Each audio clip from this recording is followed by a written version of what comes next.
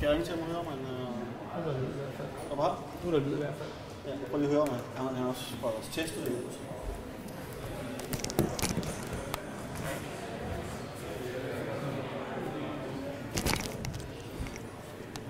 Ja, vi snakker og snakker. Jeg håber, der er lyd på. Vi håber, der er lyd på. Hallo, hallo. Hallo, hallo.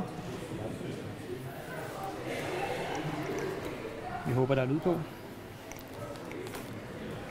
Bum, bum, bum, bum. Det er lige en prøve, om der er lyd. Der bliver lige genstartet et eller andet sted. Så kunne det være, at der var lyd på.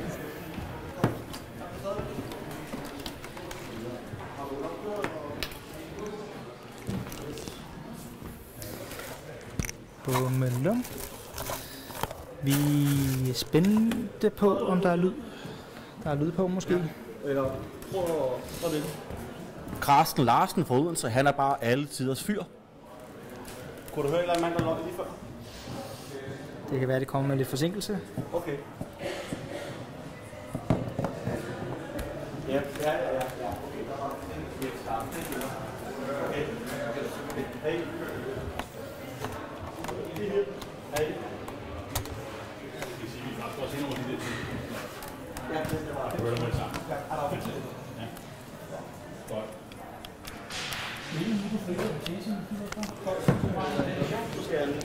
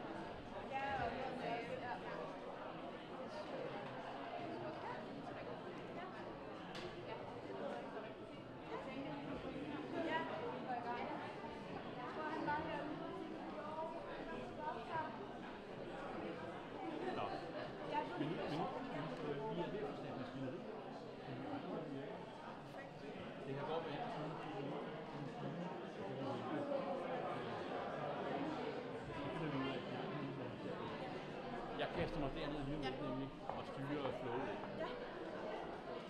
Så udover det, så har du faktisk styr til det. Tak for hjælpen, Bjørn. Du skal bare lige have en opdatering, ikke? Jeg skal finde han. Men jeg synes, den vej op, jeg skal falde i hjernen. Jeg vil styre det her mere, end det er. Ja. Bare sidde her.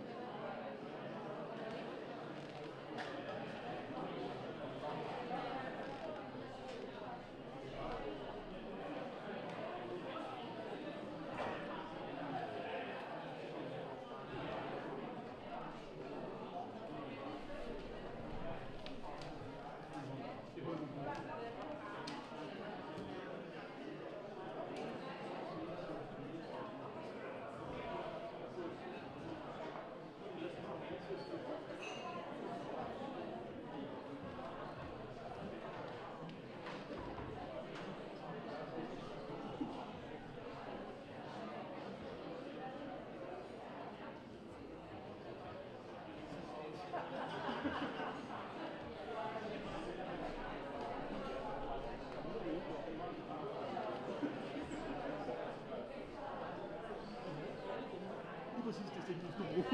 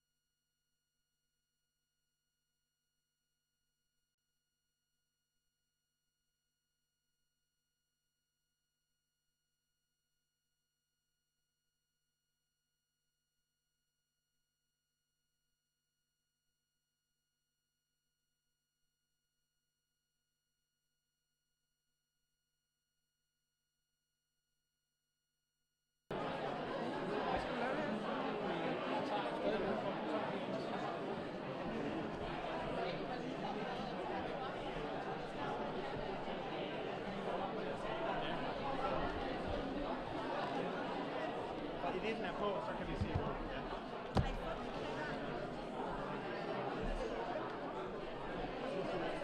Hvordan skifter vi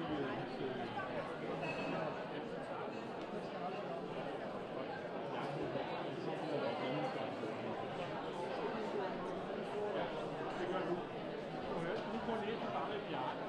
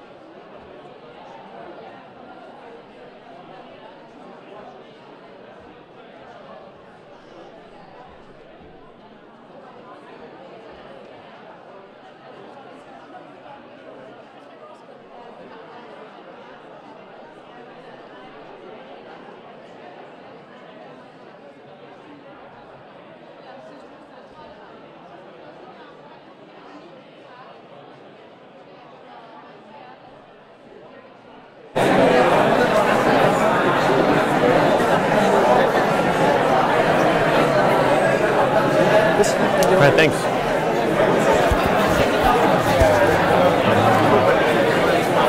Hopefully it will work. We didn't do any sound check or anything. They're pretty used to it in this room. Huh? They're pretty used to it. Okay, yeah. Excited? Yeah. Yeah, if only the US labor movement would listen to me. Like this. I think I'm gonna say that we have to get, if anybody here likes what I'm saying, then they need to come to America and I'll organize a talk for them with the entire labor movement, because they'll come to learn from Denmark, you know.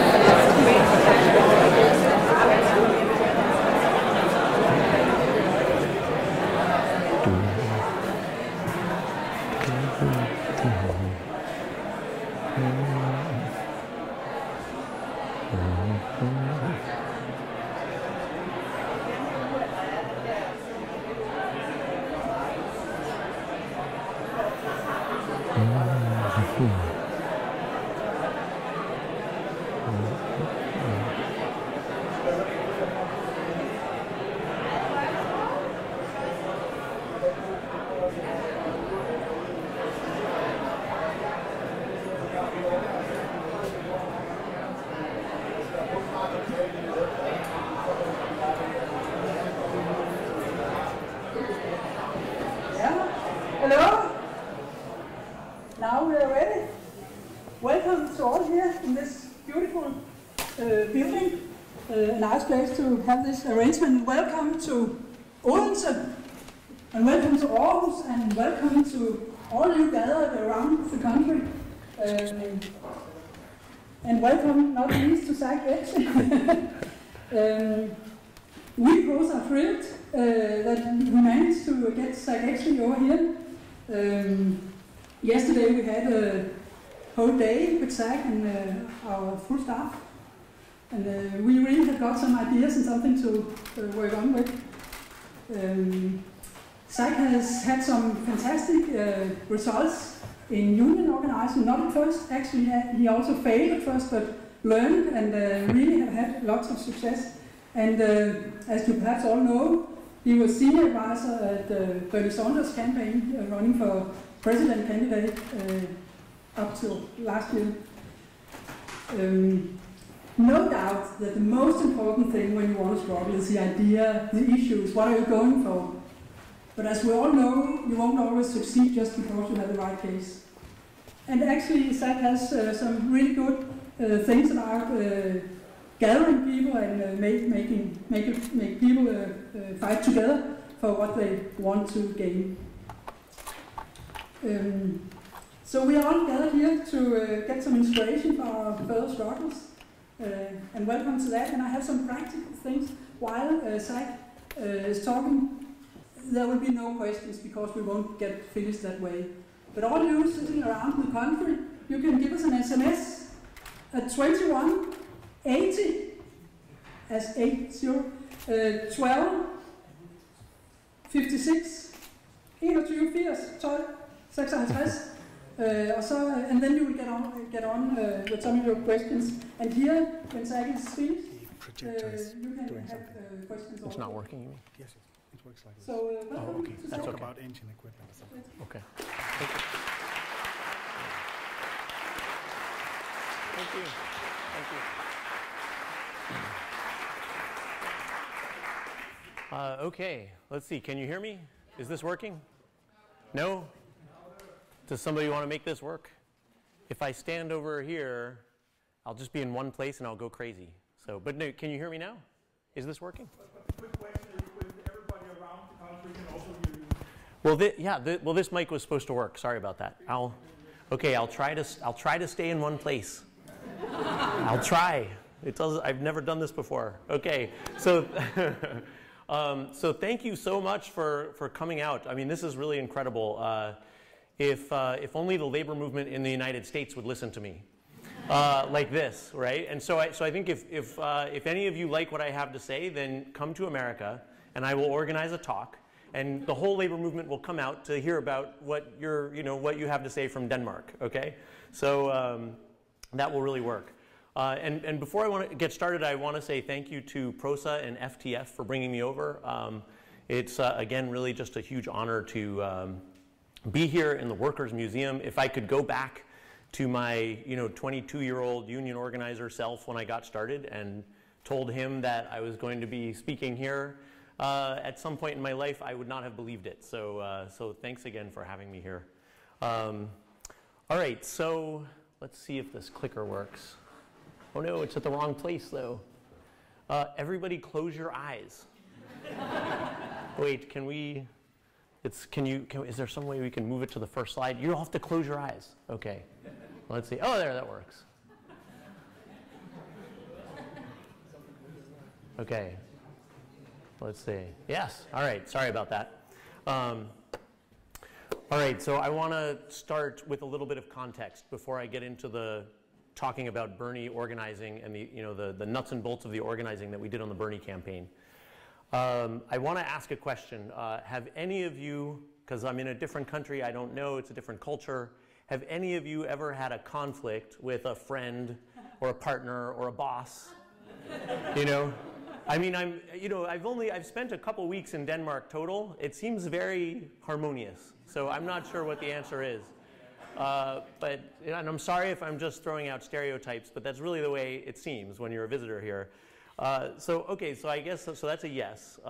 So which is easier when you get into a conflict? Like when the conflict builds up and it gets bigger and more complicated and it simmers and stews, and then finally something has to give. Tell me which is easier, option A or option B? Option A is you get creative and you sit down and talk. You talk about ways that each of you might change, ways that you could change. You think about a way that your relationship might work better, and then you do the hard work of making all that change, and then you have a better relationship, a better life, better for everybody around you. Okay, that's option A. Sounds nice. So option B is you get angry, and you pull away from each other, and you start maybe getting a little heated and yelling even, and then you are farther apart for the rest of your lives. Okay. So which is easier, option A or option B in Denmark? Which is it? B. Okay, yes. Why is that? Even in Denmark, it's true, universal. Okay. So yeah, so that's, unfortunately, that's true. And, okay, so in my society, and sorry about this jiggling, that was, it's not I didn't build that in as an animation or anything into my, but I think it'll be fine. So in my society, this is really one of the biggest conflicts that we're facing. And the dark blue line is productivity, workers' productivity. They're making more and more stuff. Their technology. And the light blue line is wages. So, and where they diverge is 1970, right? I know that something similar is going on here. It's going on all over the world. It started a little earlier in the United States because we were really jumped on the neoliberal bandwagon right away as soon as we could. And so people are angry about this. So how did we react? Did we do option A or option B? This is another way of looking at it. This is union membership declining from 1967 to the present. And you can see we're down to like 10%. In the private sector, it's more like 6%. And so now I know you're asking yourself, why are we listening to this guy from a labor movement that just disappeared? Well, take it as a warning from the other side of the ocean, okay? Because back there in the 60s, we were just like you guys. So think about that. All right, but here's what we did in response to that conflict. This is a crazy graph. The red dots are the Republicans, you know, because in America, red is right-wing. It's confusing, but, and the blue dots are Democrats in Congress. And anytime one of the red dots voted the same way on a bill with the blue dot, there's a line connecting them and they're a little closer, right? So, and the dates, which you probably can't see, are from 1982 to 2012, okay? So, and it gets even worse in the last few cycles, of course. So you can almost see America, like these two tribes in America, you know, the conservatives and the progressives, the atheists and the, you know, evangelical Christians, pulling away from each other.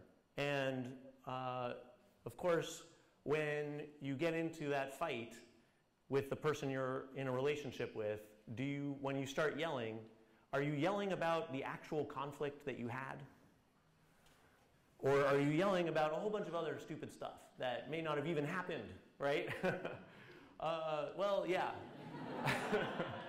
So, and this is exactly how Trump got elected. He was yelling about racism, about immigration problems that don't exist. In America, undocumented immigrants are far less likely to commit crimes than US citizens. Think about that. You know, if you want safer streets and safer schools, more immigrants, please. But he said over and over and over again, every single day, Mexicans are rapists, they're criminals, they're murderers, every day. That's what he said over and over and over. And of course, he said a lot more.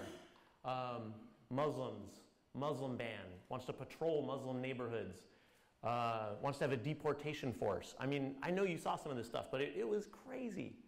All right, but there was somebody else who was yelling.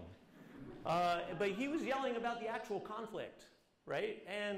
But now I'm going to say something a little controversial, and I hope that my American colleagues are not watching the live stream, because they will really yell at me when I get home.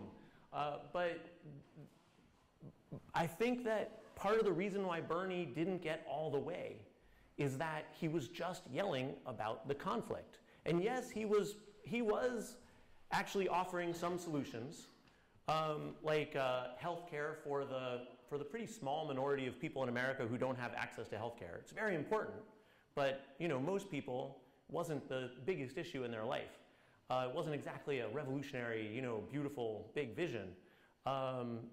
You know, free college tuition. I mean, this is pretty silly, isn't it? I'm here in Denmark talking about this revolutionary because, you know, who was campaigning for the stuff that you guys take for granted. You don't just have free college tuition, you get paid to go to college. That's crazy. When I was young and I was, you know, traveling in other countries, there'd always be Danes everywhere. I traveled in China a long time ago in 1987 when it was still a communist country and people called each other comrade. And wherever you went, there were tons of Danes. Like, I was at this one little place and like one Dane showed up and then another and another, and we were in the middle of nowhere. There were no other foreigners. And I said, how is this possible? And they said, we save up the money that we get for going to college and all year, and then we come backpack around Asia. So, okay, it blew my mind. All right, so Bernie was yelling about the conflict, right? That's great. But unfortunately, when it's a contest between two arguments, between two complaints, and when one is about class and one is about racism and nationalism and xenophobia and hate, guess which wins? Every time. When I look through history, every time it's hate and xenophobia and fear, right? Every time. So a lot of people say that Trump won because, you know, America is just a racist nation through and through. Now, I have to say, yes, America is a racist nation through and through. America was founded on a lot of good things and also a lot of bad things, including slavery and racism, right? We actually kind of invented modern racism in America. And so then how did this happen, right? If that's the end of the story, if America is racist and therefore Donald Trump, if that's the end of the story, then explain how Barack Hussein Obama won the presidency. You know, this was the state that made Donald Trump president, Michigan. You know, in our crazy system, comes down to states. And this is the state that made Donald Trump president. 57% to 41%. That's Obama winning with 57% against war hero John McCain, right? 8 years later, here's what happened in Michigan. Donald Trump wins by a few votes, right? And if you actually look at the numbers that are jumping around there, it's almost 3 million people voting for Obama in 2004, 2008, and it's far less people voting for the winner, Donald Trump. It's 2.3 million people voting for Donald Trump 8 years later, right? So, Obama, you know, was president for 8 years, and so some people say, yeah. Here's what happened while, we need to take a look at what actually happened while Obama was president, right? How did Obama win that election?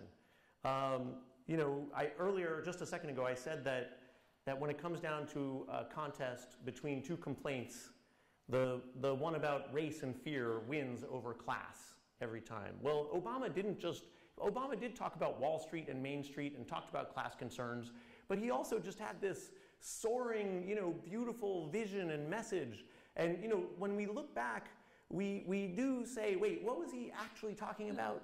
What were the specifics again? Because I think we missed that part. It's true, but when we were there in the middle of the campaign, Obama was really inspiring us with this huge, beautiful message. And so that's part of what I'm talking about today, is that if we want to defeat these crazy right-wing forces that are rising up all over the world, we're going to have to think a little harder about like a big, positive, beautiful message. Well, this is what happened. You know, unfortunately, when Obama became president, he forgot about that big, beautiful message, and he just governed like a super centrist, right? You know, he gave us Obamacare, healthcare, right? But I don't know if you know this, but Obamacare was first called Romneycare. You know, the Republican that Obama ran against in 2012. Mitt Romney was a governor of Massachusetts, a Republican governor, and he first implemented Obamacare, but they called it Romneycare when he implemented it as governor of Massachusetts. It was a plan that came out of a super right-wing think tank called the Cato Institute. That's Obamacare.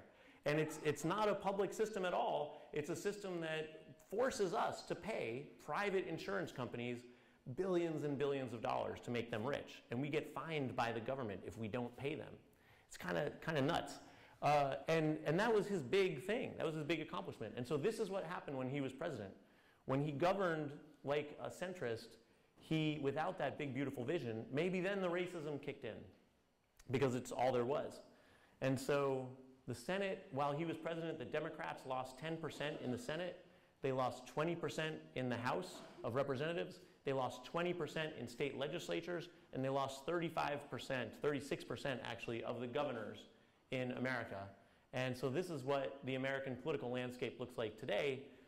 Those dark red states are states where the Republicans control everything from the top to the bottom of the ticket. And it's a huge majority of the states. There's only 6 dark blue states that where the Democrats are in full control. And all of them except California are tiny states, as you can see. Now, don't even bother trying to read this, but what this says is that if you ask Americans, you know, what do you actually think about race and ethnicity and immigration, the majority of people are okay, right? And that's not to say that racism isn't, again, you know, woven through every little nook and cranny of our society. and all of us in America, it is. But if you ask us who we want to be, we say, the majority of us say, no, we don't want that. That was one of the ways Obama won. Same thing with immigration. 76% of Americans, according to surveys, are basically pro-immigrant. It depends on how you ask, you know. Majority of the people didn't fall for that stuff about undocumented immigrants being criminals.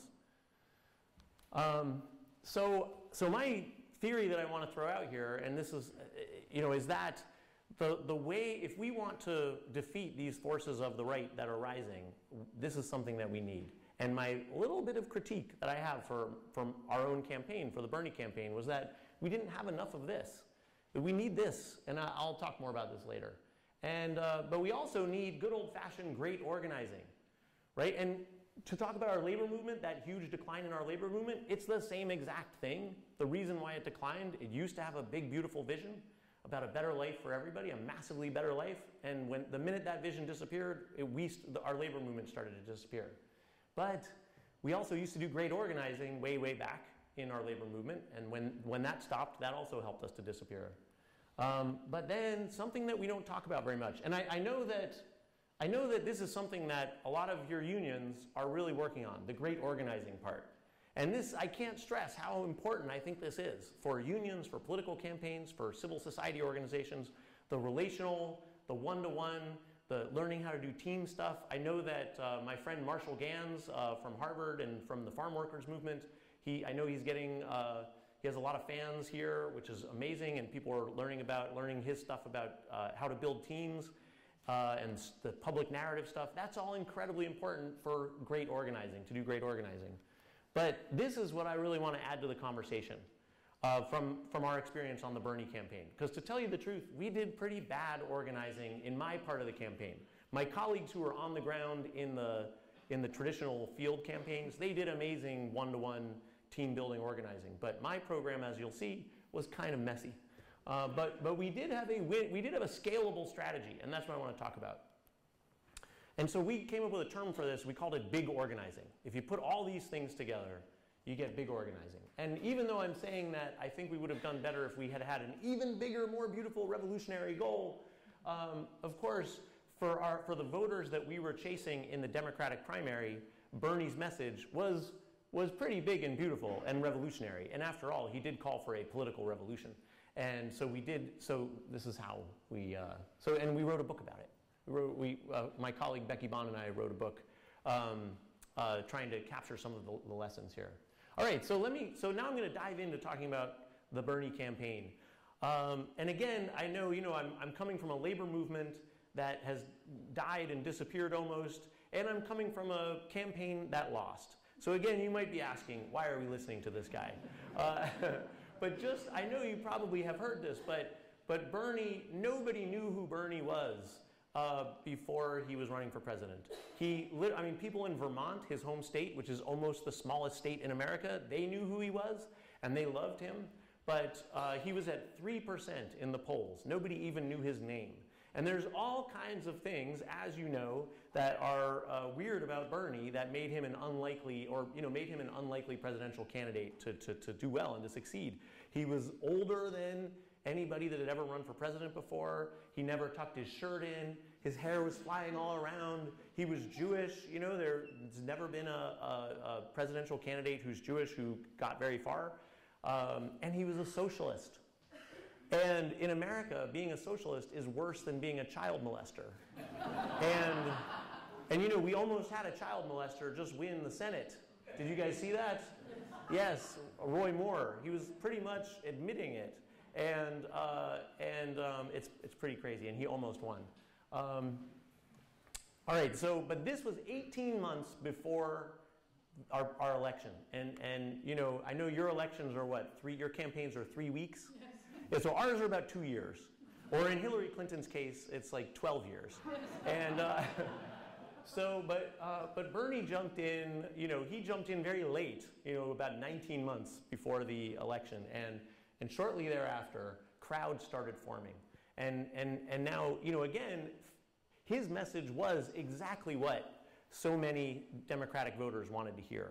And so they came out. And when I saw this, I said, wow, this is amazing. We're going to have a movement around Bernie, just like we had around Obama and even John Kerry. So I worked on these campaigns. I led the online program for Kerry. I helped set it up for Howard Dean. And I did some tech projects for Obama around organizing similar sort of experiments, similar to what I'm going to talk about with Bernie. And so around each one of these and a few other campaigns too, there were these mass movements developed. So we started, in America, it's this bizarre thing, but we have, because of the weird way that our presidential campaigns work, we are able to build mass movements around these candidates. And the parties can't do anything to stop us because these candidates run their campaigns outside of the party. That has not always been the case, but it was because of all this internet money that we brought in, starting with Howard Dean, and John Kerry raised $125 million online, which was half of his budget. It was all this money they didn't expect. So the campaign was able to really build this huge infrastructure. The party, the Democratic Party, kind of in some ways doesn't exist, in terms of real infrastructure. That's something I'll also get angry people yelling at me about, but it's true. And then when Obama came along, Obama raised something like $800 million, for his campaign and built this enormous campaign infrastructure. So I went to the campaign. I went with a friend of mine and a great organizer named Claire Sandberg, and the two of us went, and this is a map from early on in the campaign about where Bernie's donations were coming from. This is just one indication of like how he had support all over the country, not just in Vermont. But if you look up there and you see that dark, dark spot, that's Vermont. Like every single citizen of Vermont donated to Bernie. $27, that was the average. And so people were fired up and they wanted to do something. So we went, and because of my experience on these other campaigns, I had an idea of something that I really, really wanted to see happen. And in our bizarre system, where we have two presidential elections, we have the primary election first, where each party chooses the candidate, but the party doesn't choose. The people, everybody gets to vote. And so we have this first presidential election, and it goes state by state. There's not one national election. I know most of you know this, so sorry, but the first four states are the most important: Iowa and New Hampshire, South Carolina, and Nevada. It used to just be Iowa and New Hampshire, New Hampshire.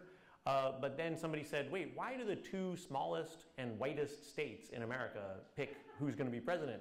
So then they added two more states. We wouldn't want to just reform the whole system. So we added a state where there are a lot of black voters, South Carolina, and a lot of Latino voters, Nevada. But still, so if you if you lose all these states, then you're out. You don't have any chance. The rest of the states don't matter. If you win, in Bernie's case, even if he won all four of those states, he was still going to have a huge challenge because Hillary Clinton had so much money and had the whole establishment behind her. So Bernie basically needed to win at least three of these to keep going. But we said, look, if Bernie wins these, if Bernie does okay here and gets to keep going, then what about all the rest of the states? It's going to be a terrible fight. And so let's start building there now. Let's mobilize all of these people all around the country to get moving so that they can get their states organized. Because the campaign only has enough resources to put staff on the ground in the early states. I know I'm getting complicated. I was told don't get into all that complicated American presidential system stuff. But I don't know how to tell the story without explaining some of it. So they put staff on the ground in each of those states, and it's like a traditional field organizing program. But what about the rest of the states? We wanted to have some kind of infrastructure, some kind of campaign. But we also wanted to give all of these people a chance to help win these four states. So in America, we have public voter lists that tell what party every person belongs to and when they vote. And I see a couple of you are shaking your heads. Yeah, I know. So I know it's illegal over here, all over Europe. I guess there have been some problems in the past when you have lists of people, what they believe in, what party they belong to. So I don't know, but we're still doing it, and we'll see how that goes in the few coming years under Trump. But I know, check back, after he realizes he's going to lose the election. We'll see what happens to these voter lists. So we said we have an idea. We're going to get people to, let's see, we're going to get people to phone bank. We're going to build a technology system that allows our volunteers all over the country to just dial a number and get connected to a voter after a voter after a voter after a voter. And phone banking is something, we call it phone banking, and it's very common in campaigns, but we said we're going to build one of those fancy automated dialer things that we have, you know, and use that, and we're going to plug everybody, all these people that are donating, we're going to give them something more to do, and they're going to call people in Iowa and then New Hampshire, and they're actually going to help us win. And every time we identify a Bernie supporter in Iowa, we're going to give that name to the people in an actual field office in Iowa, and they're going to go make sure that they come down and vote. All right. So we told them it's going to be a beautiful system. We were like, Trump, don't trust us. This system, it's going to be amazing. It's going to work so great. And people were begging us to do stuff. There were news reports about how angry people were that we weren't already giving our volunteers stuff to do. And they were like, the Obama campaign gave us so much stuff to do. And I said, yeah, 2 weeks before the general election. It's 18 months before the election. Give us a few minutes to get going. And so everybody said, okay. And so for a few months, we built this amazing system. We finally said, okay, everybody, we're ready. You know, during those few months, we said, yeah, just go sign up supporters in your neighborhoods and wait for us. And of course, everybody was doing stuff on social media. And so when we said, we're ready, we're going to get you guys phone banking, our supporters started making their own how-to guides and, you know, making memes to, you have to phone bank. And everybody really got into it, Reddit, everybody was going nuts. All right, so now we had several million people on our email list. So take a guess, like per million people that we emailed, you know, during this whole time, our email list is growing because we had an amazing digital team that was running a great online campaign. So our email list is growing bigger and bigger and bigger. And everybody's begging us every day, we want to start. So finally we emailed them. How many people per million people on our email list do you think clicked on the link that we sent them and made a couple of calls or more? Raise your hand if you think it was more than 1,000. All right. Raise your hand if you think it was more than 100,000. Raise your hand if you think it was more than 1 million. A few. There's some optimists. Okay.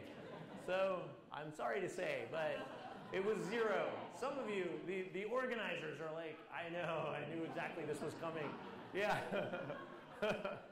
So now I'm exaggerating. It was like 3 dozen. But 3 dozen out of several million. I wish I could tell you exactly how many million, but we're not allowed to say how big the email list is. So this is very frustrating. And now, you know, when we told the campaign leaders about this beautiful scheme where we were going to mobilize all these volunteers, these were like guys from the old days, you know, winning campaigns for Bernie in Vermont, you know, old school field organizing types, really amazing people. And they were, let's say, a little skeptical about our whole scheme. So, and we were like, no, you don't understand. It's the internet. It's going to be amazing. Volunteers. And they were like, oh, we know volunteers. You know, we've been organizing in Vermont. Vermont is like home of the hippies. You know, it's like the hippie state. They were like, we know volunteers. And so we said, no. And so what do you think we did? Do you think we went to the campaign manager and said, you were right, we failed? No. No way. Luckily, they had forgotten that we existed. So, but luckily there was an intern in the travel department who was just approving our travel. And so we went out, and what happened was I said, wait a minute, I remember that I was an organizer before the internet. And when we didn't have email addresses and when we actually had to go talk to people in person. And so now I want to take a little tangent. I want to take a little quick detour and talk about some stuff that I learned when I was a labor organizer that I brought back on the Bernie campaign. So, sorry, I forgot these 2 slides. I was going to say why, I was going to ask why did people not phone bank? And there's a simple reason. Phone banking is boring and scary. right? If it was boring and really easy, then maybe. If it was if it was hard and really exciting, then yeah. But it's boring and scary, so that's the big problem, right? All right, so I don't know if you can see that, but this is now I'm talking about my union days. So here I am working in the Michigan factories. No, I'm just kidding. This is Eminem, and you know the rapper Eminem. Raise your hand if you saw 8 Mile, the Eminem movie. Wow, are you serious? That's amazing. If it, he's more popular in Denmark than America. Okay, so, but here's the thing. When I went to work, I did go to work in factories with the UAW in Michigan, in Detroit. And the same year that Eminem was working in his factory. And I was just like 3 blocks. I was like at 9 Mile. And he was at 8 Mile. I'm serious. I'm not joking. The roads are named like 4 Mile, 8 Mile, 10 Mile. And I was right down the street from Eminem, as it turns out. I did not know that at the time. But when I saw the movie, I was like, whoa. And the reason I went to work in the factories is because I started out as an organizer. You know, I graduated from university. I was a left-winger. I had read about labor history, and I was inspired, and I went to organize. And the problem is that when the mass labor movement died down, and nobody was organizing anymore, you know, a bunch of really amazing people came into the labor movement from the civil rights movement and the anti-war movement, and they were all followers of this guy. Who? How many people know who this is? Do you know? I'm just curious. It's Saul Alinsky. Okay, and Saul Alinsky wrote a book called Rules for Radicals. So now you know where we got our title, Rules for Revolutionaries. And you know, after the big mass movement stuff of the civil rights movement, for example, and the big mass organizing movements of the labor movement, a lot of people said, you know, it all stopped, it all died. And so then they concluded that it must have been stupid. It must have been not worth it. It must have been the wrong way to organize because it stopped. Like it should have gone on forever. And Saul Alinsky was one of these people. I'm simplifying, and more people are going to yell at me after this. But I'm simplifying a little, but that's kind of the gist of it. And so in this book, he kind of really talks down movements a bit. And Hillary Clinton was a big fan of Saul Alinsky. She actually had a correspondence with him when she was a student at Wellesley. She wrote her senior thesis about Alinsky. Alinsky was really a big deal, had a big impact on lots of people. And so the people that sort of came out, and so you know all this stuff about one-on-ones. Now don't get me wrong, one-on-one relational organizing is really important. But something weird happened with this Alinsky movement, in my opinion. And it was that it fetishized this one-on-one interaction. And it said, all you gotta do, if you just go and have these one-on-one conversations and use and develop a personal relationship and make people make a commitment, that's all we need to do. And so let's just go do that. When people show up to these huge rallies, they're not really getting engaged. They're not really making a deep connection. So we need to go make that deep connection. And then just think of what we'll be able to accomplish with all those relationships. And so the whole book is kind of full of these kind of dialogues. And my training as an organizer, when I went through the AFL-CIO Organizing Institute, and my training consisted of doing a lot of these kind of role plays with like imaginary workers. And I know it's jumping around here, but it's the workers all, I realized this later, that the workers in all these role plays, they were always a little slow. You know, in these role plays. I'm not talking about real workers. I'm talking about, you know, imagined workers by the people that came in from these new social movements. But, you know, so here's Saul Alinsky trying to talk to somebody about their terrible apartment and that they should organize a rent strike. And, you know, so he says, well, what if you all didn't pay your rent? The guy sitting outside there's a guy sitting outside his apartment building, you know, just with nothing to do, you know, hanging around. And he says, well, they'd throw us out. The landlord would throw us out in 10 minutes. The organizer says, what if nobody in that building paid their rent? And the guy outside says, well, they'd start to throw, hey, you know what?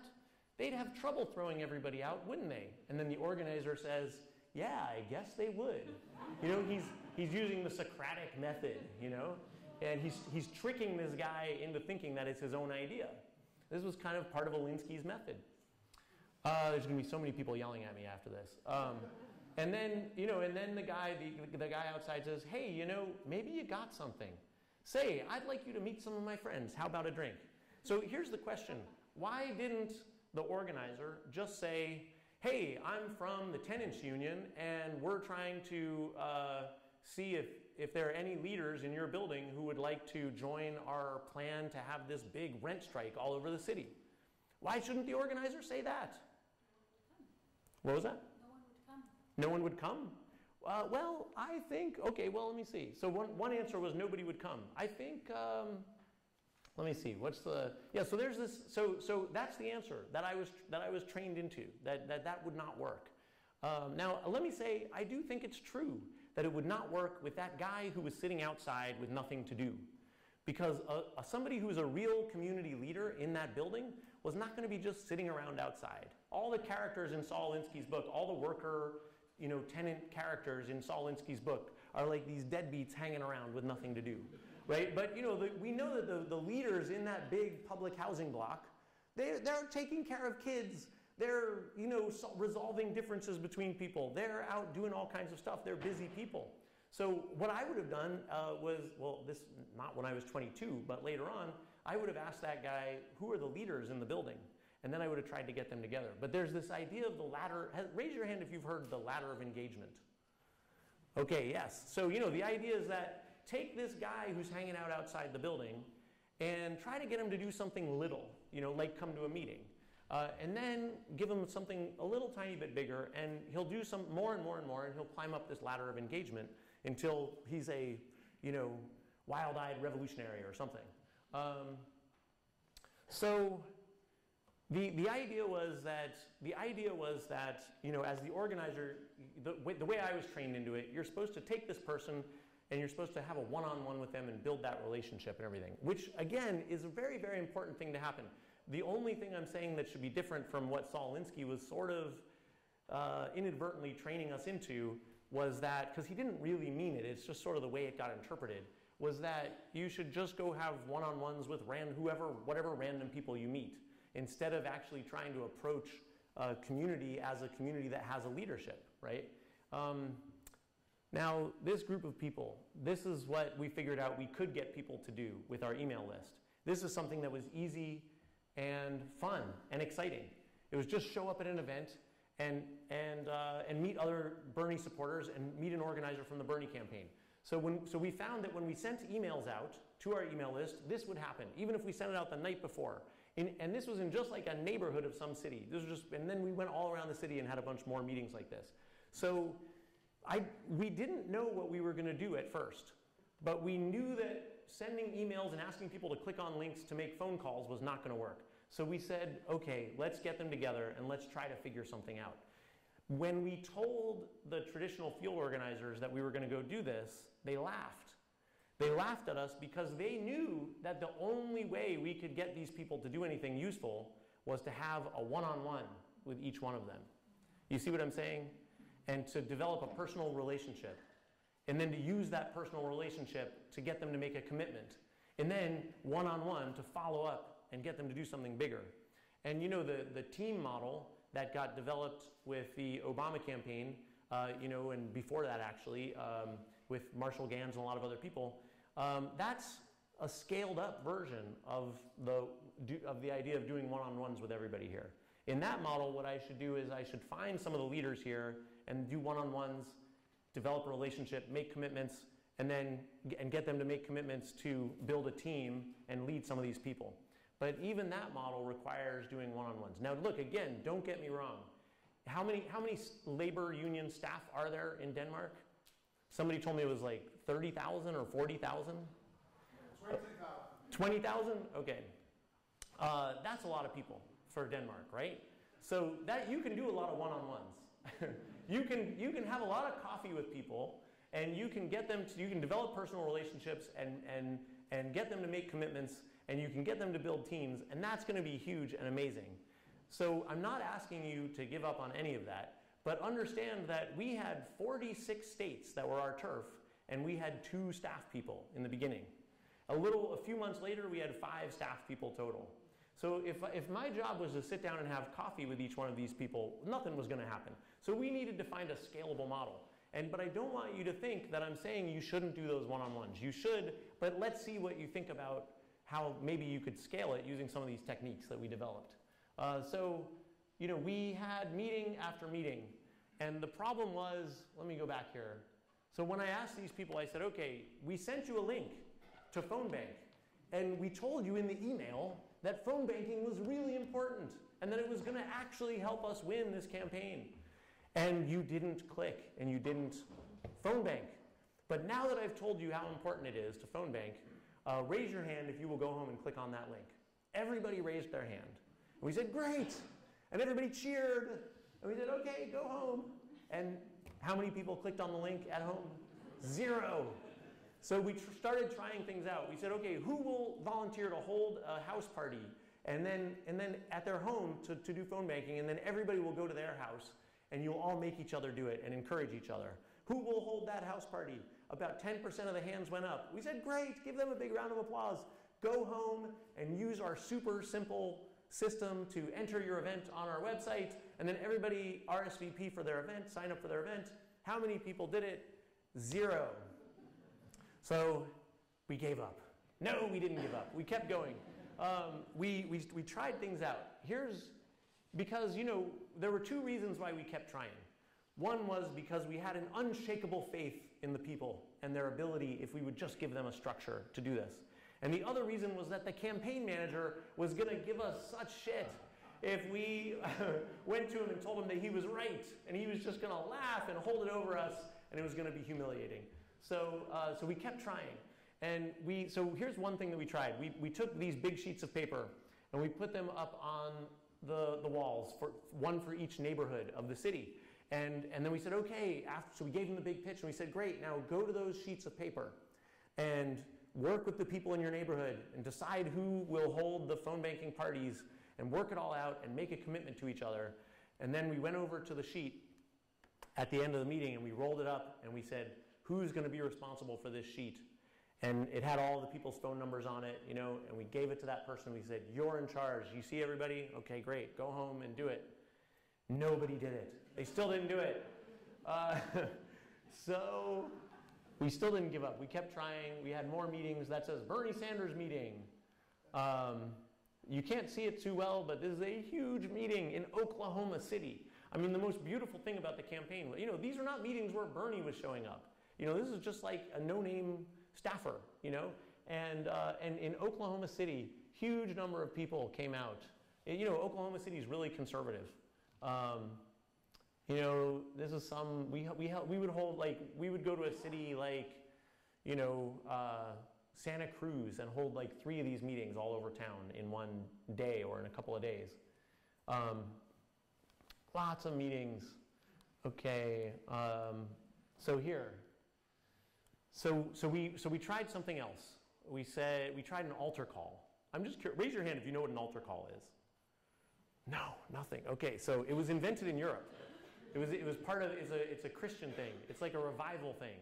And so people, I wonder if you just have a different name for it. But so it's when in a church, you know, we have like, you know, half the country is like evangelical Christian.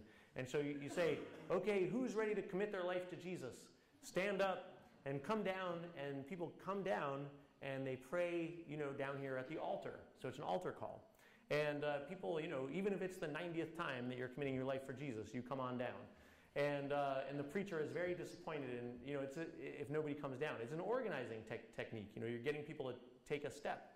And so you can't see it, but because it's jumping around, and we have only bad photos because we were so busy, and there was only one of us staffers at each one of these events usually, so we had a hard time getting photos. But there's a bunch of people lined up front there. So we would say, all right, now who's ready, who wants to hold a phone banking meeting at their home? And people would raise their hands, and we'd say, stand up. And they a little uneasily, they would stand up. You know, and then we'd say, great, now come on down. And they were like, what? And so you see they're holding sheets, but can you see the looks on their faces from where you are? They're like, like I said I was willing to hold a phone banking meeting. I had no intention of holding a phone banking meeting, you know. No, what am I doing up here? This is crazy. And we were like, give these people a big round of applause, you know. Yeah, all right, you know. And but then you see what they're holding? They're holding sign-up sheets. And because what we realized, paper, right? We were trying to do the online organizing thing and putting it into the system. No, we needed to get it on paper because then we could take the paper. And we could, and we were blocking the doors, right? So we were getting the paper, before they left. And so we would take the sheets, and then we would enter their event into the system. But there's all these little techniques. So the point I want to make in the next couple of minutes, hopefully, is that when I got trained as an organizer, as a union organizer, there was a basically kind of very fixed set methodology that my mentors, that my trainers practiced, and they taught it to me. And they could teach me the exact techniques that would work and that would allow me to organize a union. And so one of these techniques was, you go visit all the workers at their homes, and you do the one-on-one and you convince them to be for the union. But you had to get into their home. You had to have them not send you away, because there's a lot of anti-union people in America, and they might send you away. I actually got shot at a couple times. And and so you have to get into their house, right? So one of my mentors taught me, it was this sort of Jedi trick, like that Jedi mind trick, where you just sort of open the door, you just sort of take the screen door from their hand, they're holding it, you just sort of take it, and you just sort of walk in. And they back up. And they're like, what's going on here? And you just keep walking in as you're talking. They don't know what's happening. And the next thing they know, they're sitting on their couch and signing a union card, So there's a million little techniques about how to keep track of all the workers on a wall chart, but also a card file so that you could see where they work on the wall, but then you have a card file. This is before computers. It was better before computers. And because you could just look it right up and take the card out of the shoebox, And all these little techniques allowed us to organize unions. So the problem was with this thing that we were trying to do, get all these people all over the country to somehow do this phone banking and organize these phone banking parties, there was no set method, right? And so there were all these little techniques that we had to figure out. And here's the thing, I think this is the world that we are all living in now, all the time, in all of our movements and all of our unions and all of our campaigns. Because of the way, the structure of the people, the way we are organized as a people, it revolutionizes every couple of years, every 6 months even, right? So we have to figure this stuff out. We have to be incredibly agile and creative in figuring this stuff out. And it comes down to these minute little details. So I just want to give you a few of the details as examples. So you see the sign-up sheets that they're holding? Now, clipboards, right? I mean, when you have a bunch of people and they all have to write on something, you need clipboards, because otherwise people put it on their back, you know what I mean? You guys know what I'm talking about, right? So the problem is that we 5 staffers were hopping from city to city, and sometimes going to 5 meetings in a city in a couple of days. And have you ever tried to transport as just you yourself, 75 clipboards? Raise your hand if you've ever tried to move more than 20 clipboards somewhere. It's impossible, right? It's it doesn't, they don't fit. And so we had to, and I know this sounds ridiculous. You're like, why did this guy come from America to tell me about this technique about, for replacing a clipboard? But the thing is it took us forever to think this up. Our staff was saying, it's not working, it's too chaotic. They didn't say, when we were trying this out, our staff didn't say, and sometimes I was one of the staff people saying this, they didn't say, well, the clipboards, we can't transport enough clipboards, and so there's no place to write on the sign-up sheet. They didn't say that. All they said was, this is just too confusing. It's a mess. There's all these people, and they have to your whole idea of having them fill out these forms, it doesn't work. This just isn't going to work. That's what we kept hearing over and over again. Sometimes I was the one saying it. And luckily somebody would talk me out of that. So it was because we kept trying and we figured out these little things. So instead of clipboards, they had a foam board card. And you know what foam board is? It's like cardboard, but it's super light and smooth. You know what it is, I'm using the wrong word. It's like a craft type of thing. And so you know, they sell it at stores all over the place, and you'd have to get an X-Acto knife and cut it, and then like 100 of those boards would fit in a small suitcase, very light and perfect. But then there's rubber bands holding the sign-up sheet onto the foam board. And then voila, it worked. But you know what? There was still a problem. The people, when they would fill out the sheets, their handwriting was so terrible. Why was it so terrible? Because they didn't want us to be able to understand what they were writing. They were making one last-ditch effort to get out of it, right? And I'm joking about these amazing people, you know, but this is how we all are, right? We need, you know, if we're going to do something scary, and maybe also boring, but very important, you know, we need somebody to help us get over the humps to do it. So what we did is and it was also very chaotic, and they would have all these questions, you know? Before they could fill out their address, they had some question about it, you know? Before they could say what night they wanted to hold the phone bank, they had some question. They actually had like 9 questions. We learned that it was the same 9 questions every time. They didn't need these questions answered. Again, it was just trying to get out of it. So what we did is we would email the group, we would email the whole crowd, and we would say, if you can come a few minutes early, if you can come 20 minutes early, show up, and we're going to give you some stuff to do. So a bunch of people would come, and we would say, great, now we need you to help these people fill out their forms. And it turned out that helping them fill out their forms wasn't good enough. They needed to fill the forms out for them. And so every day our staff would have conversations working out these little details. Uh-oh. Let's see what happened here.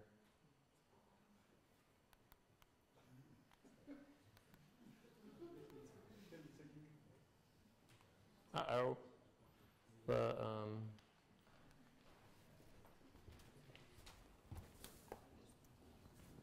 It's stuck. Okay.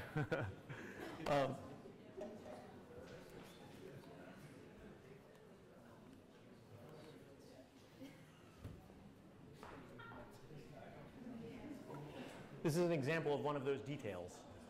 So, yeah, okay, great. Here we go. Okay, so I'll give you one more detail. See this sign-up sheet? So, you know, so often we have such low expectations for what people are going to be willing to do. You know, we thought, well, it's so hard to get these people to do these phone banks that, you know, we just asked people to do one. It never occurred to us to ask them to do more than one, like to do a weekly phone bank. But then somebody said, I'd like to hold one every week. So we said, wow, okay. So we added a checkbox to the sign-up form, weekly. I want to do it weekly. But then somebody said, I'd love to do it weekly, but I can't do it the week after next because my mother-in-law is coming to town. And so we said, okay, wow. And then somebody thought up this idea to put the calendar on there. And can you see it? Oh no,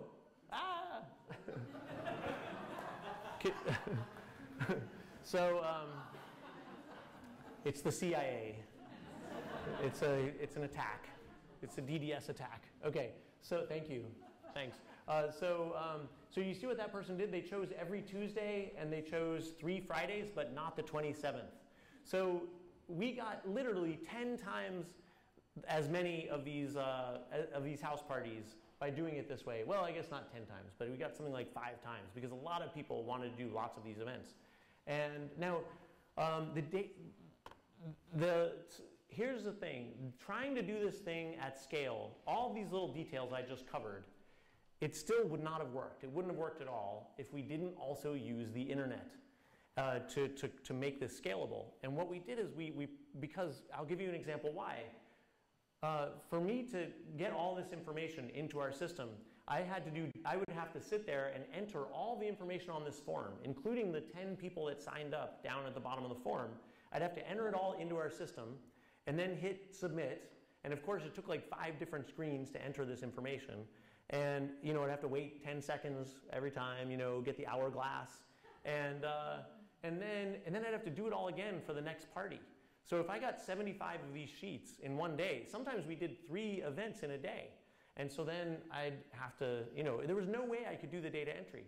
So we created a data entry team, and it was volunteers all over the country collaborating using Slack, which is this messaging tool for work, and also using Google Sheets. And what I would do is I would just take a picture of each one of the sheets, and then I would hit send. and it would go off to the data entry team. I would just email it to dataentry@berniesanders.com, and they would, and this team, like this hive of worker bees, would enter it all into the system just perfectly.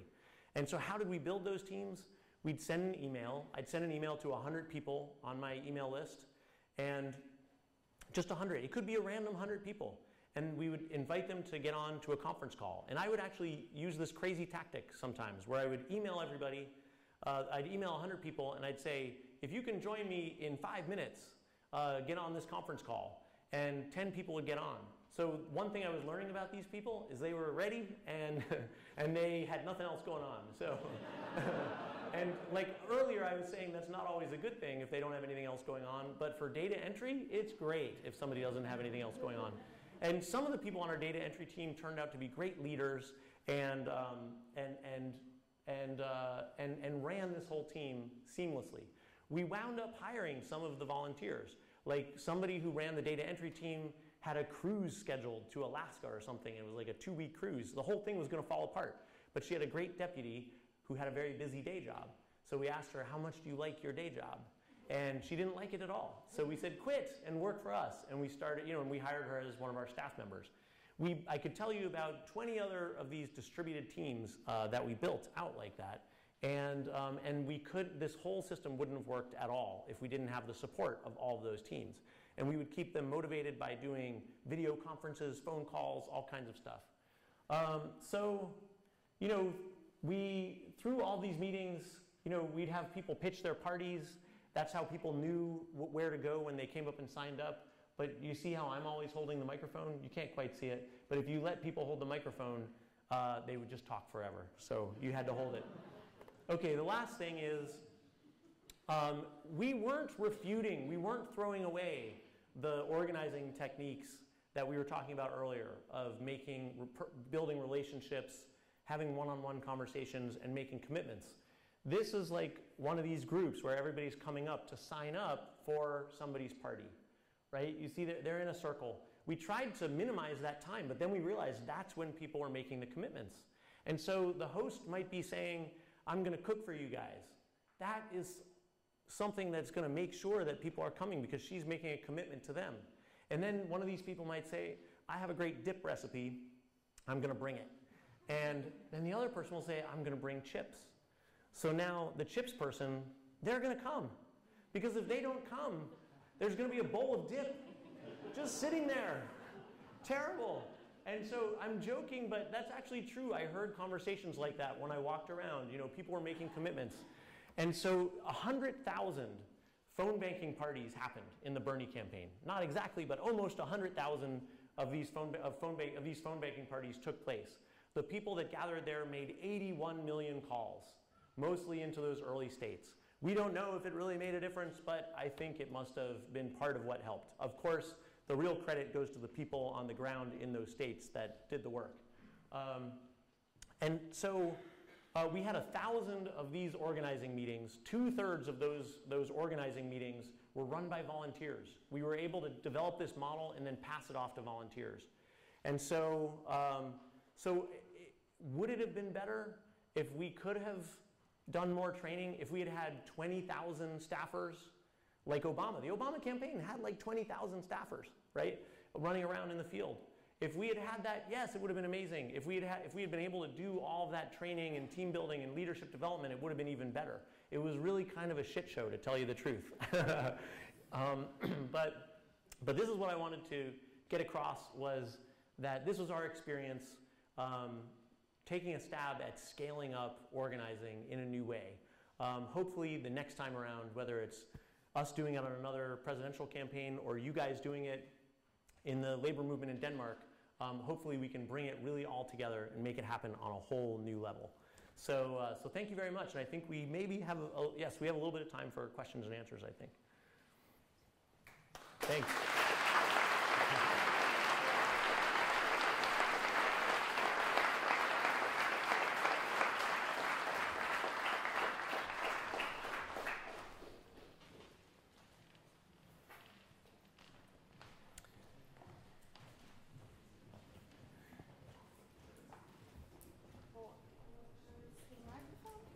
Oh, I was wondering that. Yeah. Some text talk, I think. Once again. Yeah. Go on. We're waiting for the microphone, everybody. Sorry about that. I could tell you 12 more little details that we figured out. Den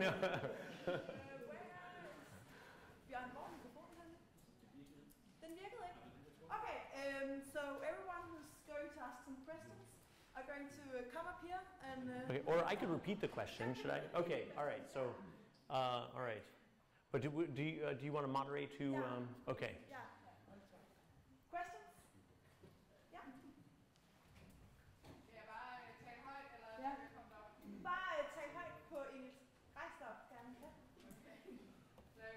So, I was wondering if you could say a few words about what you see as the biggest difference about how you guys organize the campaign and how Trump has run his campaign.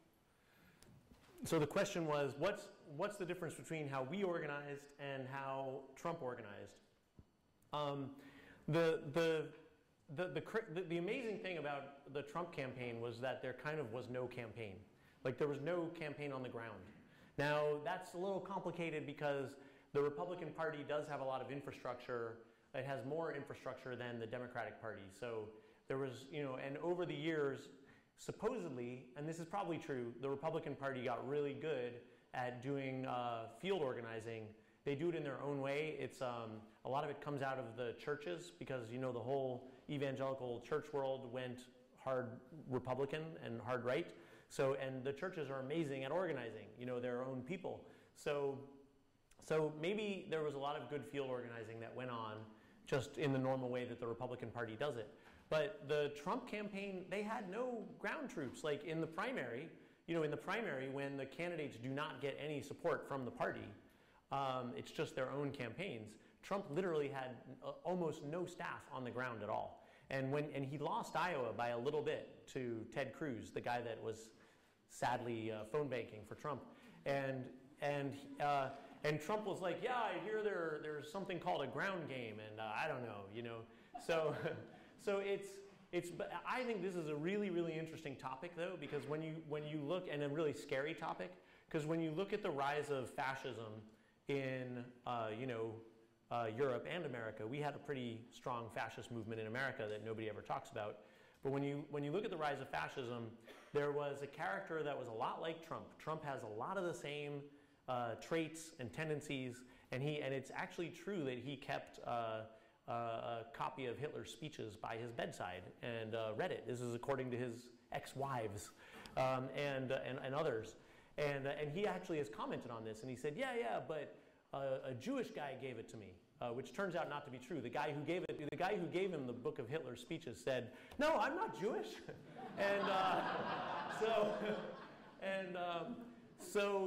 but the thing is in the rise of fascism in Europe, these fascist leader characters had big parties, and the parties were a new kind of party, and they used stadiums and helicopters and planes and and radio and megaphones. It was all new technology. They were like the cutting edge internet technology organizers of their day.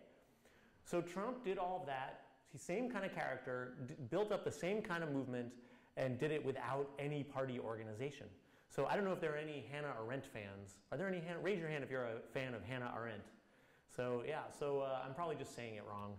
I'm sure there's more fans of, I'm saying it terribly wrong, right? So there's got to be more fans of Hannah Arendt than, yes, some hands are going up, than of Eminem in this gathering. But she wrote about how there was this rise of this truly mass movement that was like disorganized. The masses were not necessarily, party members first and foremost. They were just, they were rootless. They were disconnected from everything, and then they got connected into these awful parties.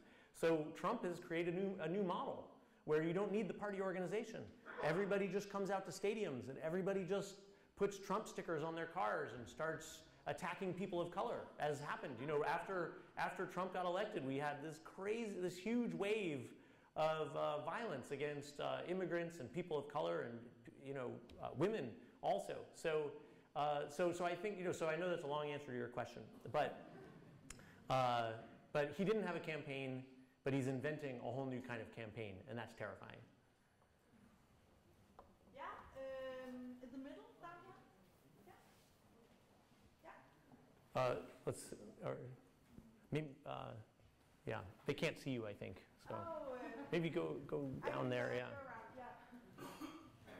My question is how you now are working on transforming the momentum of the Bernie campaign into a more sustainable movement, So the question was, am I or is anybody working on maintaining the momentum of the Bernie movement? And so here, again, a little bit of like observation of how politics is changing. Because in America, these mass movements are developing outside of parties, led by individual leaders. There seems to be this pattern, and this is another thing that will get me yelled at, but there seems to be this pattern of the movements going away as soon as the campaign is over. Now, maybe if they were run inside the party, maybe it would make the party stronger. But it's interesting, if you look at Britain, Jeremy Corbyn, all these young people signing up for the Labour Party, they had to fight their way in to the Labour Party. Do you all know about this? Yeah, and the party was like trying to change the rules to keep people out. They're like, no, we don't want people. And now, because all these Blairites in the party, didn't want any of these Corbynites, and they didn't want any of these young people. And so, but now Labour is the biggest party in Europe, I hear, by membership, by actual membership. And but still the party is resisting. But we'll see after this election with Corbyn, we'll see if the Labour Party becomes a true mass movement organization. It's funny, you said Momentum, and there was this external group called Momentum that actually organized a lot of the movement around Corbyn outside of the party, just like in America. This thing with Germany was very interesting, where same thing happened, all these young people signing up for the Social Democrats to try and keep them out of the coalition. So, in America, because of the internet, parties lost control of their movements. They lost control of their politics, which seemed like kind of I'm not saying it was a good thing, but it was a necessary thing. The downside is that the movement can't continue, apparently. Obama, said he was going to continue the movement, and he actually hired like he kept 150 organizers on staff. But like I was telling you about his healthcare program, his political people knew that his base was going to hate the healthcare program, and so maybe that's why they kind of didn't really fund the movement, and didn't really support it going forward. And so don't get me wrong, a lot of people did a lot of good work with Organizing for America. A lot of them are good friends of mine. They did amazing work, but that movement didn't really reach its full potential. And then, so Organizing for America had 150 staff right after the Obama campaign. Bernie's movement, Our Revolution, had like 15 staff after the Bernie campaign. So why is that? I don't know. But there seems to be some like iron law of nature that the movement can't continue within the campaign or within the party. So yeah, we have a whole bunch of different organizations in America now all leading the resistance and trying to keep the momentum going. But momentum for what? And again, they're doing amazing work resisting, right? But that's not going to get us moving forward. We need to have a bigger vision somehow. I don't know where it's going to come from. Sorry to be so pessimistic. And now we got a question from the people streaming. Okay. Someone asking what kind of activities would you do if you had to do the campaign again today? So what would we do differently, I think, if we could start over?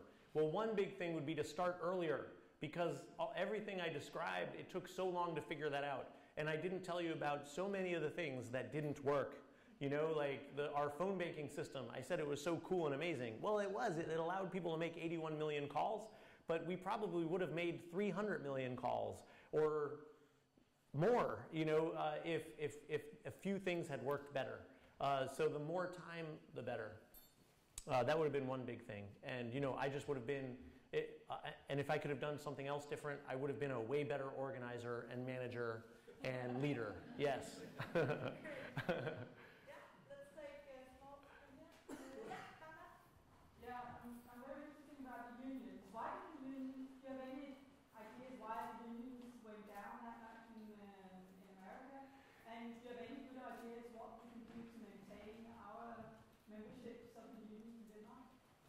Well, I know why our membership went down in America. It was because the labor movement stopped standing for a big, beautiful, revolutionary vision. And it used to. It's, you know, when the labor movement was organizing millions and millions of workers and taking over buildings, and I actually have, like, I guess I talked too slow, so I had some, by the way, did you know that the labor movement and the civil rights movement in America was partly we have Denmark partly to thanks for it? That this is Miles Horton, who came to Denmark in the 20s, and he was inspired by the folk high schools, and so he went back and he founded the Highlander Folk High School in Tennessee, and that's Rosa Parks being trained at to be part of that whole movement. So that was inspired by this leader who came here in the 20s to Denmark. But what I was going to get to was the sit down. So this is when workers in America were taking over their factories. There was, you know, the sit down strikes, and millions of workers seized their factories in the 30s and said, you know, we've got your capital. You know, you need to give us a weekend. You need to give us a 40-hour work week. Workers didn't have lives. You know, in one of the factories I worked in as an organizer, the schedule was 12 hours a day, 7 days a week. We have factories like that in America. And people work there because they get paid overtime and they can pay off their medical bills. That's what everybody was doing there. Or their student loans. Seriously. So I felt what it was like to not have any life. And I didn't feel like I felt like my whole life was being stolen away from me. It was only for 1 month. So so these people said, we want life. They were not asking for a raise. They were not asking for a little more control over their work schedules. They were asking for human life, right?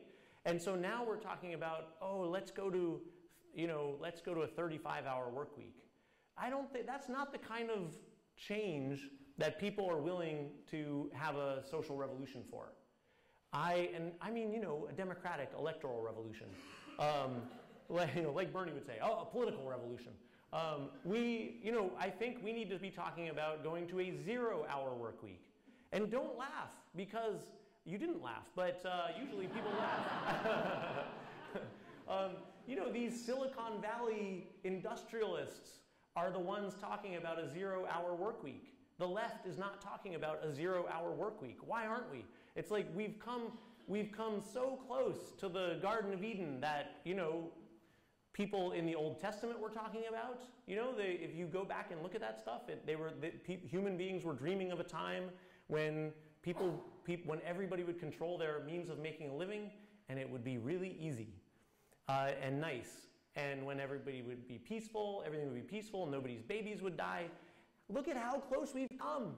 And now the people that own and run the economy are starting to talk about how the technology that they're building is going to make it possible for people to not have to work.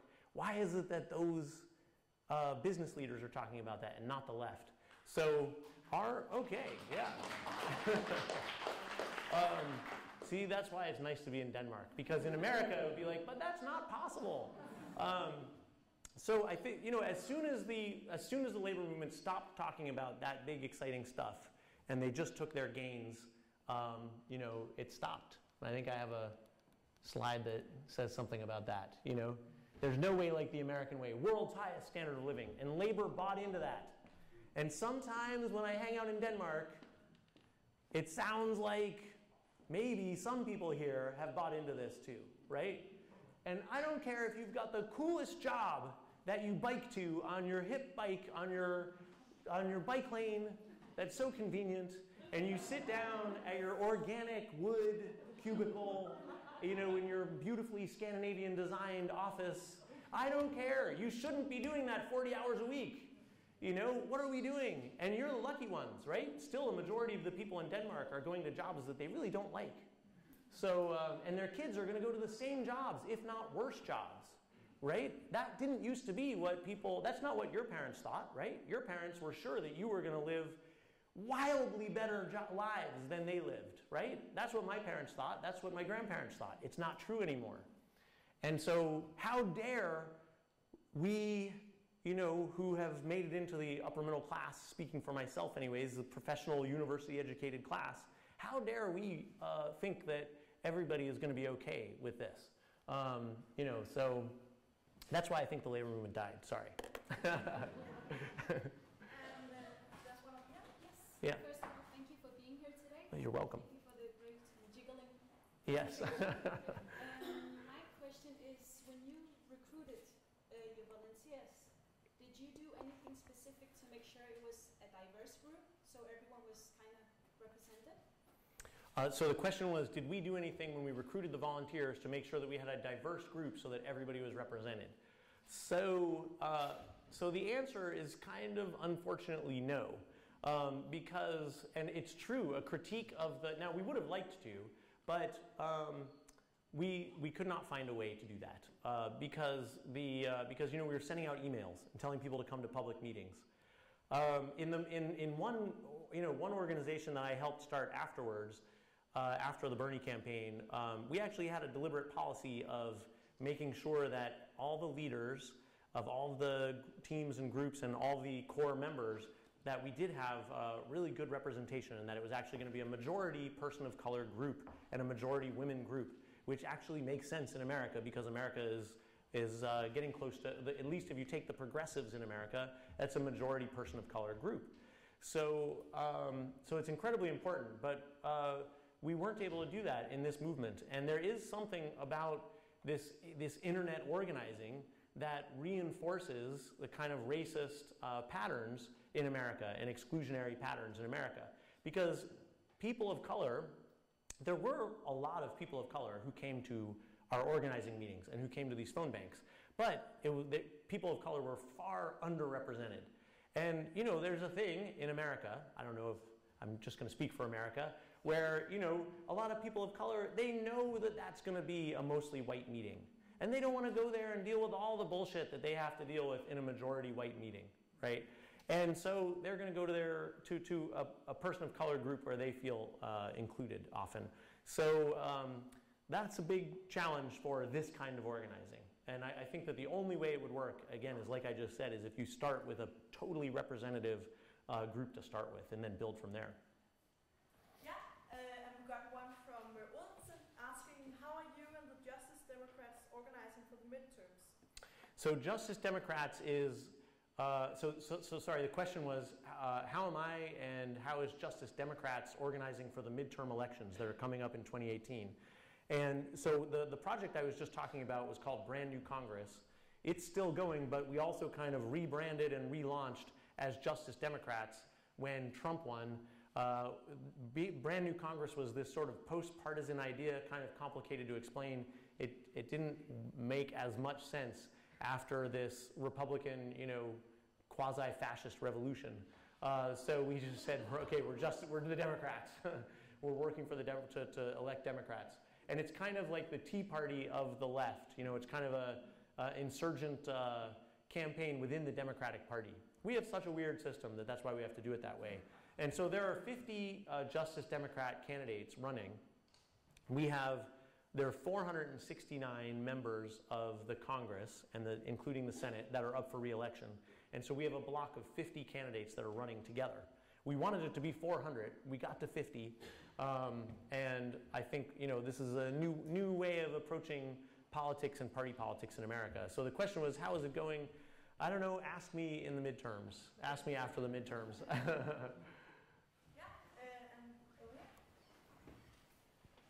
Yes, so basically you are asking us to have faith in our union members, and you are also asking us to believe in, and also to propose bigger goals than just incremental gains or this or that reform.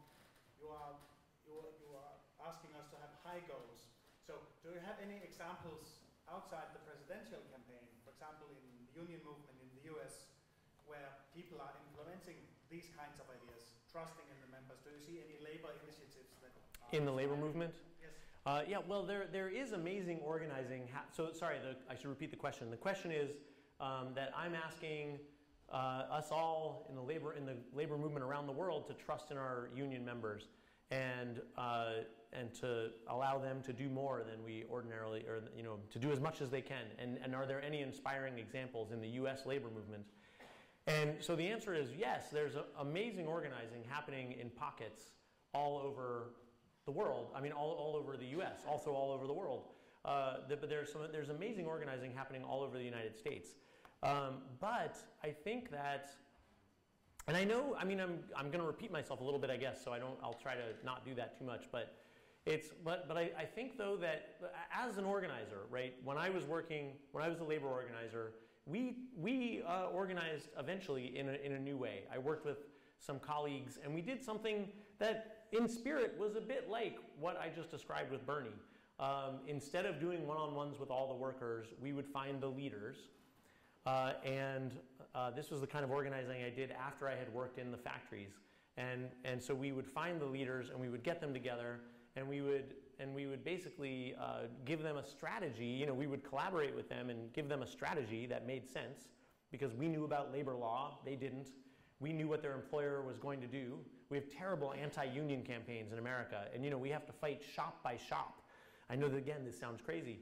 And so we would give them this information, but we would really just leave it up to them to organize. And what we found was we left that model behind, that extremely orthodox one-by-one model. We left that behind, and we built strong teams. So a bit like the Marshall-Ganz model. And then we built a strong organizing committee, and then let the organizing committee go. Now I know a lot of you are saying, that's what I do. Okay, well, great. It took me several years to learn it, But once we did that, it was amazing. But we were still only organizing one little shop at a time, right? And the best it got for me was when we were in Minnesota. I was working at a local union in Minnesota, which is a state where everybody is Scandinavian, and so it's the best state. And they actually have, a better social welfare deal, believe it or not, than the rest of the country for some reason.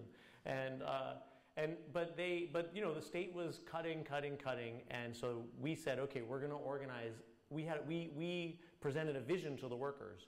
We're going to organize all of the healthcare workers in this state. It was a healthcare workers union, and maybe that's going to take 10 years or 20, but then we're going to have the power to stop these cuts.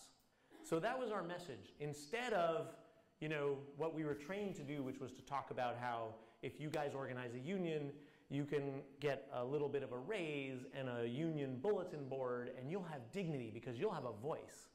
What I learned when I worked in the factories was that workers said, fuck you, I have plenty of dignity in my life. I don't need it from you,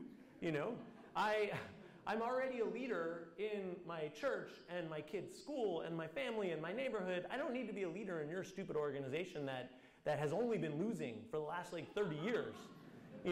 That's what people were saying in the factory. When the union organizer would knock on their door, because I would get the reports from the organizers about my coworkers, at night. And when the organizer would knock on the door, the worker who was saying what I just said at work would say, I'm afraid, I don't want to lose my job, I don't want to rock the boat, and they would close the door. They just wanted to get rid of the organizer. They were lying. The best leaders would just lie to the organizers to get rid of them. And but when we started telling this story about we're going to organize all the healthcare workers in the state, and then we're going to have political power, we're going to have a revolution for healthcare workers in Minnesota, then suddenly people, the really good leaders in the workplaces were with us. They came out. They said, now you're making some sense. And, because one of the things that I heard in this one factory over and over again was, why does the union think that we're going to have any power if the 300 of us in this factory organize? This was a place where auto workers were making minimum wage because the big three automakers had pushed so much work out into these sweatshops, these little sweatshops, little parts factories. And he said, we're 300 workers. This company has 10,000 workers in 50 plants, and they're moving them to Mexico as fast as they can, right? So what would a strategy have been? The workers knew that our strategy was stupid. That's why I said you need a good, scalable, winning strategy, right? So what would a winning strategy for the UAW, for the United Auto Workers have been back then? Well, to organize all of the factories. You know, like that, the factories I showed up on the screen a second ago, they went out, first of all, they were going after the biggest industry, the auto industry. And they were going after the biggest employer first. They went after General Motors first. That was a strategy that made sense because they knew that those workers were going to be able to set wages. And so probably I'm talking too much because you guys are like, yes, of course. Okay, but is the Danish labor movement giving, I don't know, is it giving Danish workers a vision for how we can move forward again? No? Okay, well, then, well, I think you should. It's too late for us in America. We need to have a whole nother revolution to get back to where we were. You know, it's going to need to get a lot worse before it gets better. It's too late for us. Don't let it, you know, don't let the power that you have right now, 20,000 people in this country working for the labor movement, you have to put them to work getting this revolution started again. Yeah.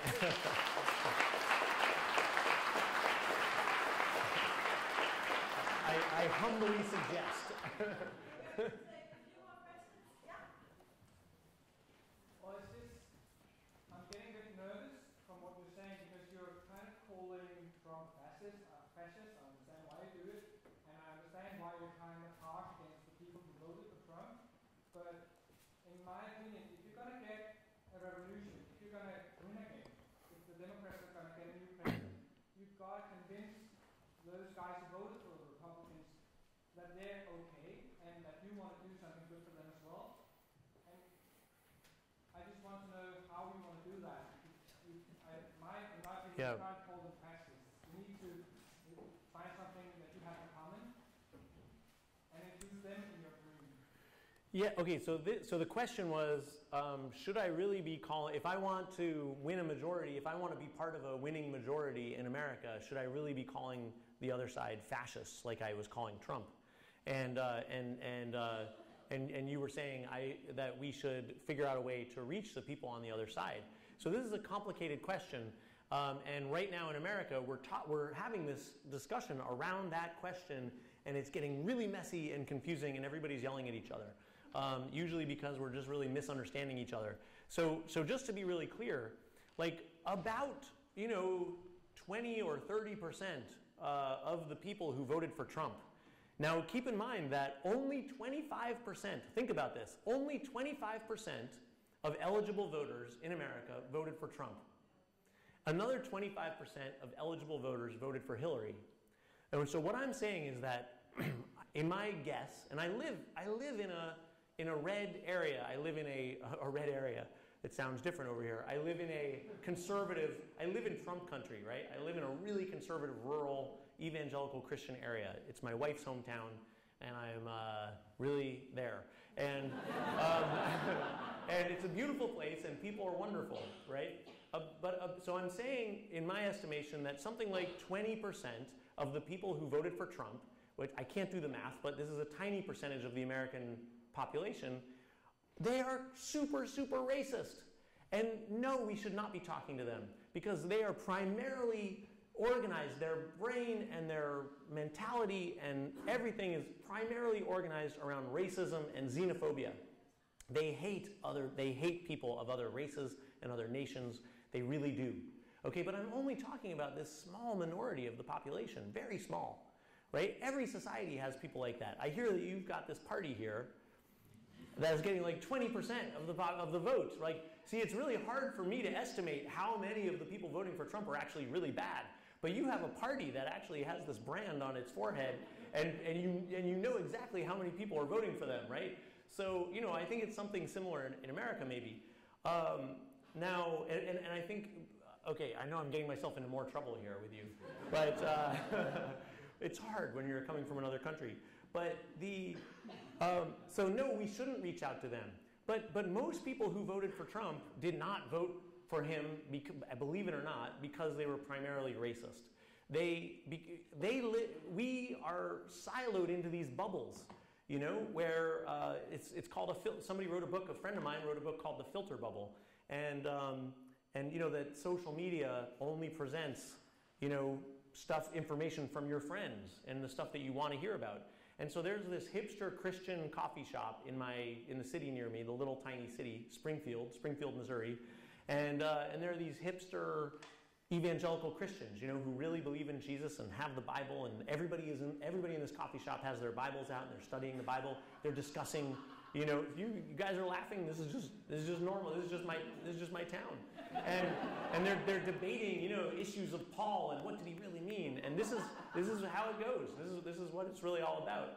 And these are really, really good people actually in this coffee shop. They are like, you know, social justice warriors. These people are social justice warriors. They're fighting, you know, to stop human trafficking, and they care about all this good stuff and poverty, and they get involved in all of this anti-poverty stuff all over the world. They're amazing people.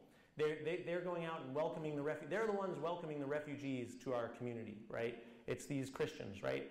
And so I said, how did people in your church vote how did they vote? This was the day after the election. We were all a little surprised. How did people in your church vote? And they said, yeah, I mean, probably half of us didn't vote, and yeah, the other half probably voted for Trump. And I was like, but how? How could they have voted for Trump? And he said, well, you know, I mean, Hillary, Trump. And I started talking about some of the things that Trump had said. I said, how could you guys have voted for Trump when he said this? And I said, what about those tapes where he was bragging about assaulting women? And they said, what are you talking about? What tapes? They had never heard about the tapes where Trump was recorded saying all this stuff. They had never heard it. They had never heard Trump call all Mexican immigrants rapists and murderers. They didn't think he had said that. So they didn't like him, but, you know, lesser of two evils.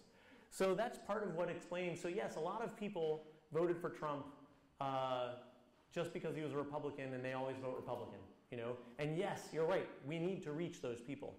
You're absolutely right. But it's a little bit of a complicated question, so that's why I kind of went on. I was just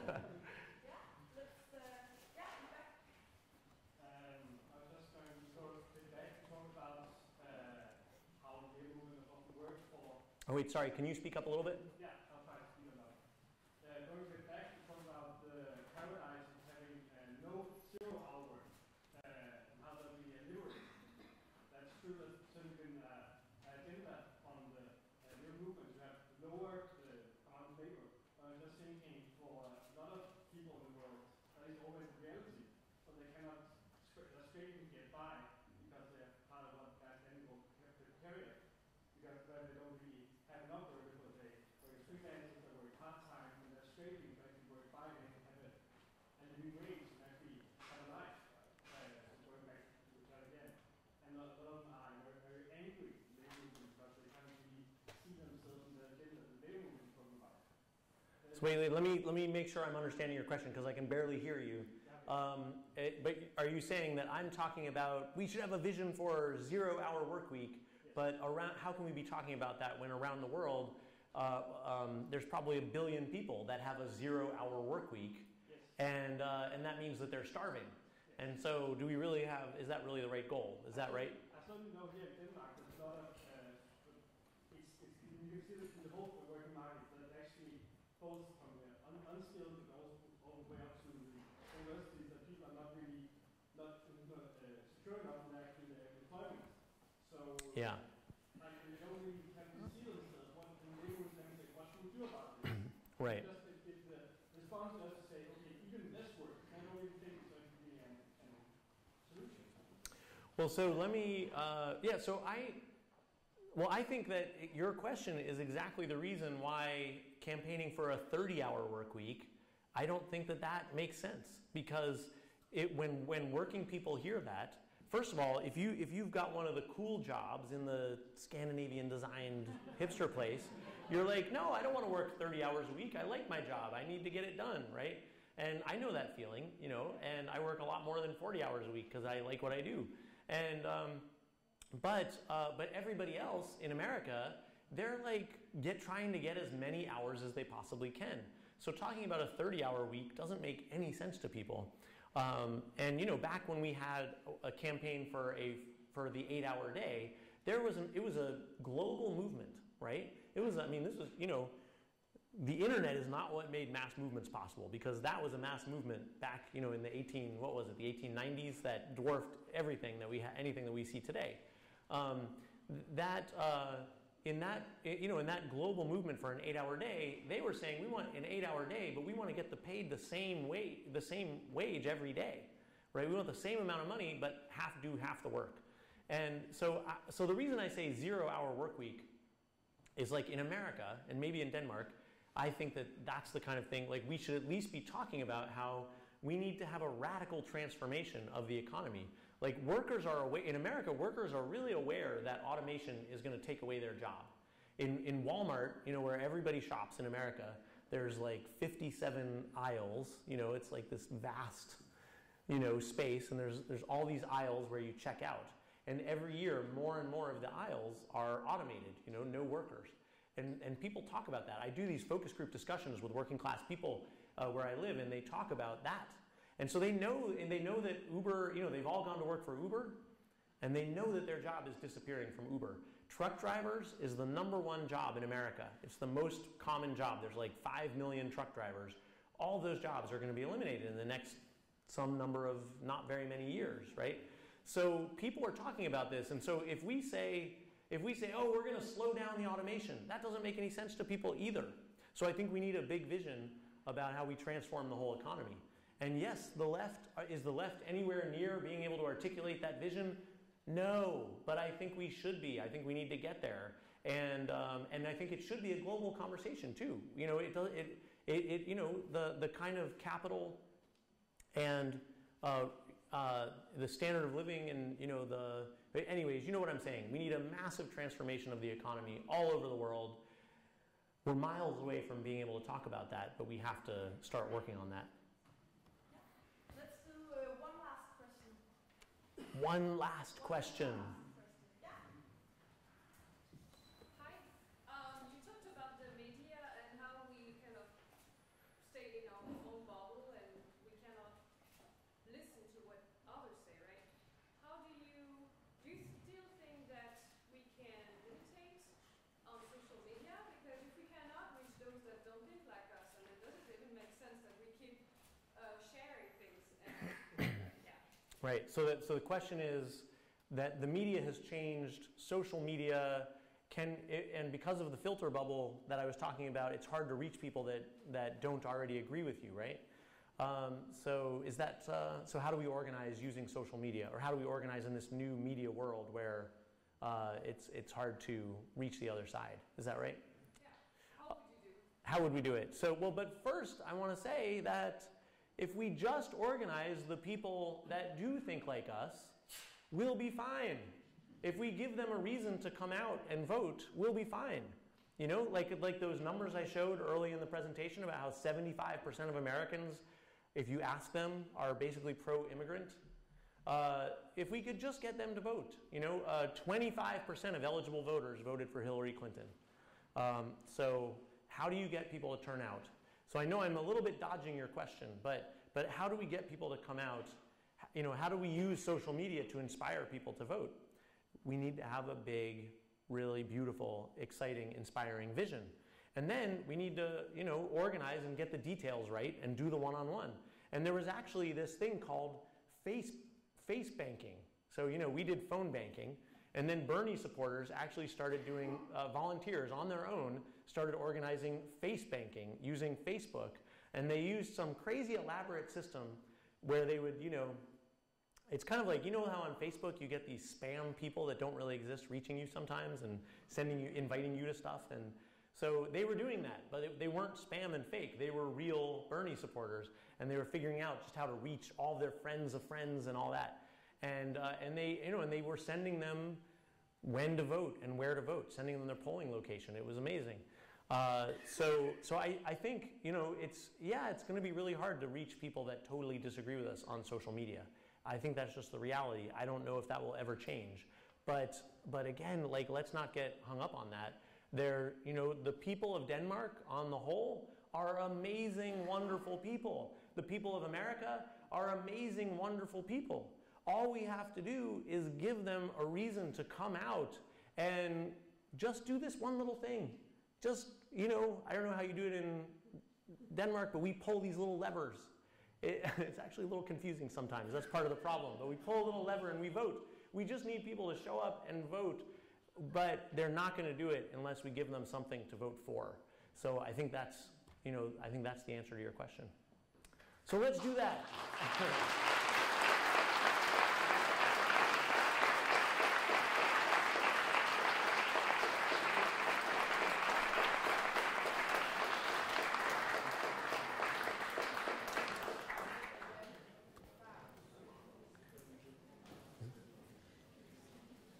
Is that it? Or is there any? Yes. Sorry.